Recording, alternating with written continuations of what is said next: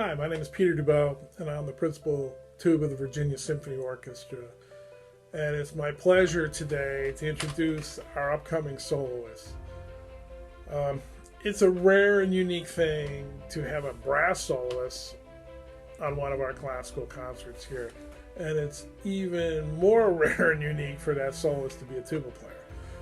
So it's appropriate to have as our soloist the completely rare and unique Carol Jantsch, who is just a fabulous musician, an incredible player, and I'm totally excited to hear her perform live on a new work written by Quinton Marsalis.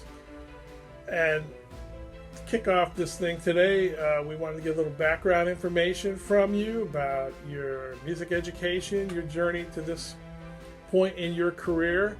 And so you and the tuba, how'd you guys meet?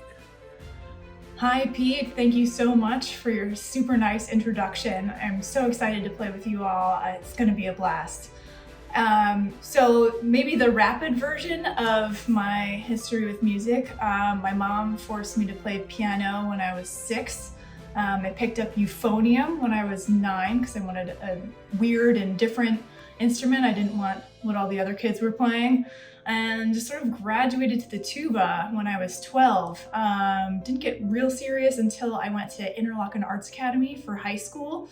Did that for 3 years, went to the University of Michigan for college, and won my job with the Philadelphia Orchestra my senior year there.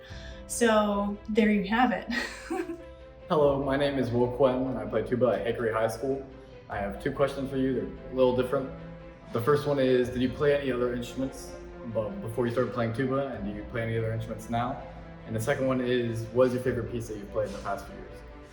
Hey Will, thanks for your question. Yeah, so I did mention that I did play piano as a kid. I'm trying to bring it back now. It's a little painful because it's been like 20 some years, but having fun with it.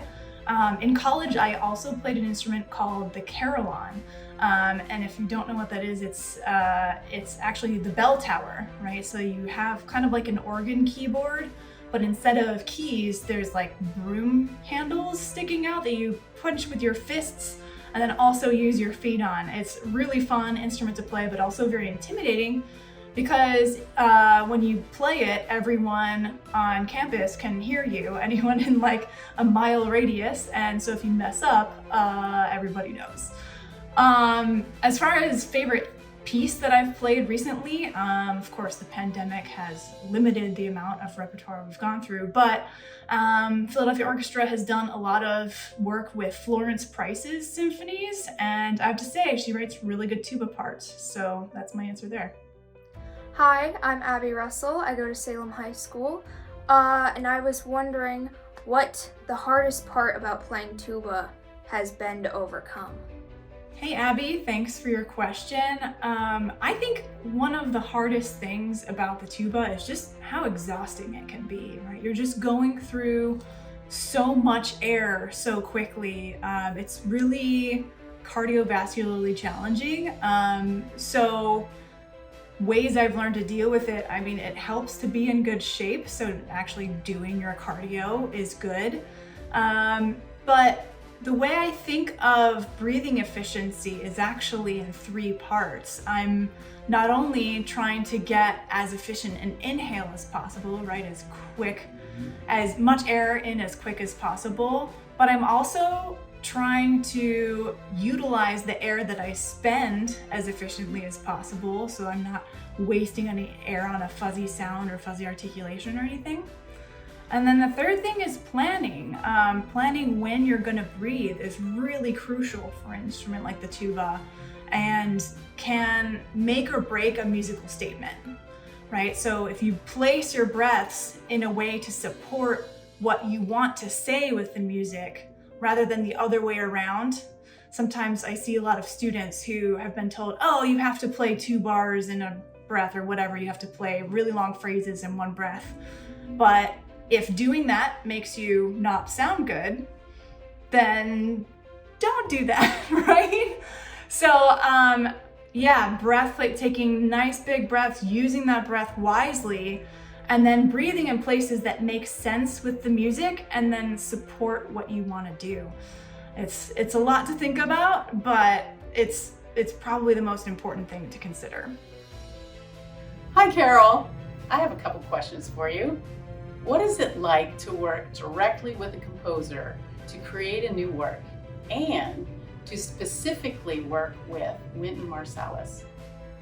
I mean, what can you say about Wynton Marsalis? You know, to have one of the most famous musicians of all time writing a concerto specifically for me, it's just such an honor that I can't even describe it in words. I'm just so thrilled that he didn't say no. I credit my persistence in talking him into it because I brought it up when the Philadelphia Orchestra was playing his violin concerto a few years back. And he was, you know, kind of chumming it up with the brass section during that week and said something nice about my playing. And I said, oh, yeah, so tuba concerto's next, right? And he didn't say no.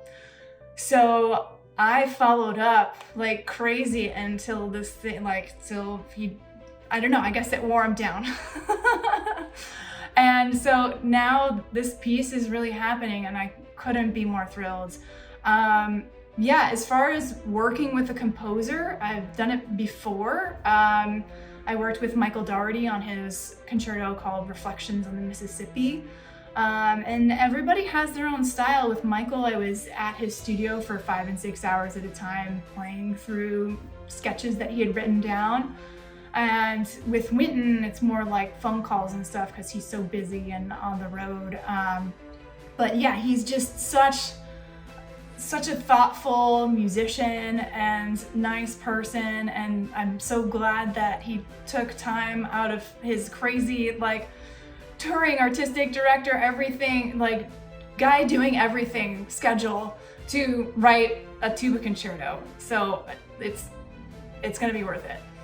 Hello, my name is Heath from the Governor School, and my question is, what persistent problems did you have over your high school years, and how did you overcome them? Hey Jackie, thanks for your question. If I'm in high school, I would have to say my biggest problem is rushing. I was always wanted to get through everything as fast as possible and would end up with time that rolled forward, if you will. I think there's something to maturing as a player to enjoying the slower music, yeah, I was definitely not there in high school. The biggest thing that helped was just a lot of concerted metronome work. My high school teacher taught me how to practice with the metronome on the offbeat so that you have to place the beat where you want it. So you're participating with the metronome rather than just letting it tell you where the beat is. So I find that to be incredibly effective. I've used it for the past 20 some years since then, and I teach it to all my students. So yeah, try playing with the metronome on the offbeat if time is an issue, and yeah, it'll get better, I promise. Hey Carol, this is Rod Martell, bass trombonist with the Virginia Symphony Orchestra. All the brass players in the orchestra are super excited about working with you very soon. And I would like to know if you have any funny stories to tell about you and your tuba. Funny stories about the tuba, huh? Yeah, so at international tuba conferences, there used to be an event called the tuba throwing competition. And when I was 16, I was at the ITEC in Lahti, Finland, land of lakes. And so the tuba throwing competition there was at the end of a dock, and you threw this beat up old tuba, not playable, we're not throwing good instruments around, you know. They plugged it with styrofoam and then you threw it into the lake. So it floated, and then it was attached to a rope, so however far you reeled it back in was how far you threw it. That's how they measured it. So I watched everybody who went before me in the competition, and I was noticing that the people who threw it the furthest actually followed the momentum of the horn into the water themselves. So yeah, that means I jumped in the lake with the tuba, and because I was the only woman who was willing to jump into the lake, I guess, I won the women's division of the tuba throwing competition at the 2001 Tuba Euphonium Conference.